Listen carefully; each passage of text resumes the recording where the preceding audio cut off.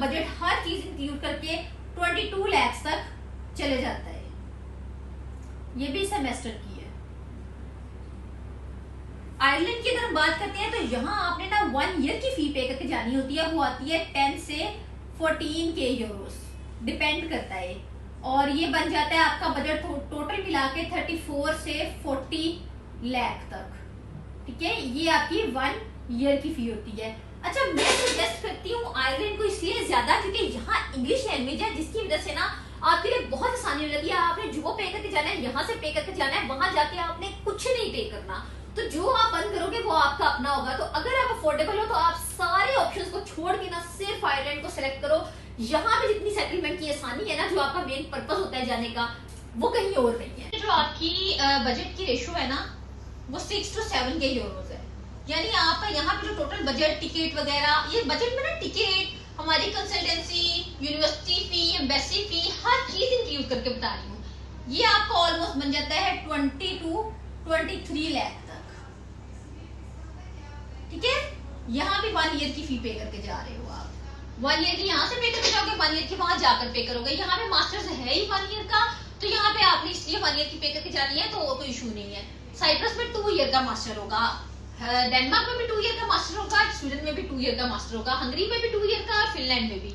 Hungary में भी आपने 1 ईयर की फी पे करके जानी है, और ये आएगी आपकी 5 to 7 के यूरोस।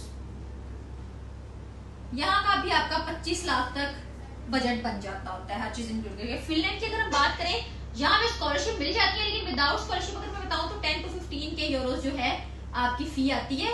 स्कॉलरशिप मिलके ये मिनिमाइज हो जाती होती है, लेकिन स्कॉलरशिप भी डिपेंड करता है ना।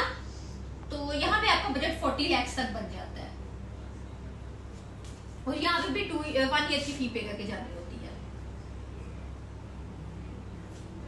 ठीक है, अब हम ड्यूरेशन की बात कर लेते हैं कि कितने टाइम का। डेनमार्क में 2 ईयर का मास्टर है, 1 ईयर की आप वन सेमेस्टर की आप पे करके जानी है। स्वीडन में भी 2 ईयर का मास्टर है, और आइलैंड में भी 1 ईयर का मास्टर है। साइप्रस में 2 ईयर का मास्टर है, और हंगरी में आपका जो मास्टर होगा वो 2 ईयर का होगा, फिनलैंड में 2 ईयर का होगा। इधर भी समटाइम्स मास्टर 1 ईयर का भी हो जाता है, या 1.5 ईयर का भी हो जाता है, डिपेंड करता है कोर्स के ऊपर। अब मैं आपकी हेल्प करती हूँ इसमें से सिलेक्शन करने में कि कौन सी कंट्री जो है ना आपके लिए बेस्ट रहेगी। अब मैं अगर मास्टर के स्टूडेंट के लिए प्रेफर करूंगी ना, तो सबसे पहले मैं आयरलैंड जैसी कंट्री को प्रेफर करूंगी। उसकी रीजन क्या है कि आयरलैंड वाहिद ऐसी कंट्री है जहां इंग्लिश लैंग्वेज है।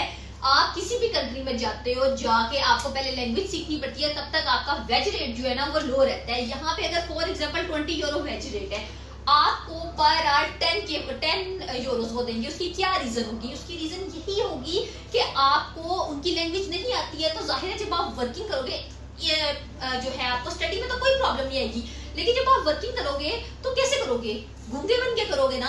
ऑब्वियसली आपको उस तरीके से समझाना नहीं आ रहा होगा जिस तरीके से उनकी मार्केटिंग होगी, तो क्या वो आपको उतना पे करेगा जितना वो अपने नेशनल स्टूडेंट को करेगा, या जो वहां के वर्कर्स होंगे उनको करेगा? कभी भी नहीं करेगा। आप खुद सेंसिबल हो। इसीलिए हम लोग अमेरिका, कनाडा जैसी कंट्री को क्यों चूज करते हैं? क्योंकि वहां इंग्लिश लैंग्वेज सेटलमेंट आसान है, लेकिन हम जानते हैं कि अमेरिका, कनाडा के लिए वीजा पॉसिबल नहीं हो पा रहे हैं। तो हमें अगर एक ऐसा ऑप्शन मिल रहा है जहां पे इंग्लिश लैंग्वेज है, वो क्यों है? क्योंकि ये यूके का पार्ट था ब्रेक्सिट से पहले। इसको नीड है जॉबियंस की, यहाँ जॉब रेशो बहुत अच्छी है। हाँ, आपको थोड़ा सा मुश्किल तो होता है। हमारे पास 10,000 यूरोस वाले ये जो हैं कोर्सेज अभी अवेलेबल हैं। यहाँ पे अगर आप एडमिशन करवाते हो, आपका 34 लाख तक टोटल एक्सपेंस आएगा। टिकट, हमारी कंसल्टेंसी, यूनिवर्सिटी फी, एम्बेसी फी, हेल्थ इंश्योरेंस, बायोमेट्रिक्स सब ऐड करके। तो इस जैसी कंट्री को आप ना छोड़ें। इसमें सीजीपी भी लाइक बहुत अच्छा, यानी कि लो भी हो, एक्सेप्टेबल होता है। वीजा रेशो भी 100% है, एडमिशन रेशो भी 100% है। 2 वीक्स में ऑफर लेटर आ जाता है, तो हमें बहुत श्योरिटी और तसल्ली होती है कि स्टूडेंट ने यहाँ पे जाना ही जाना है, यहाँ रिजेक्शन के चांसेस नहीं आ रहे। जो है अब आप लोगों की मर्जी है। ये सारी चीजें मैंने ओपन करके आपके सामने रख दी हैं। जो आप इसमें से सेलेक्ट करना चाहो, I am here for you. जो सेलेक्ट करना चाहो आप कर सकते हो। Thank you so much for this video. Allah Hafiz.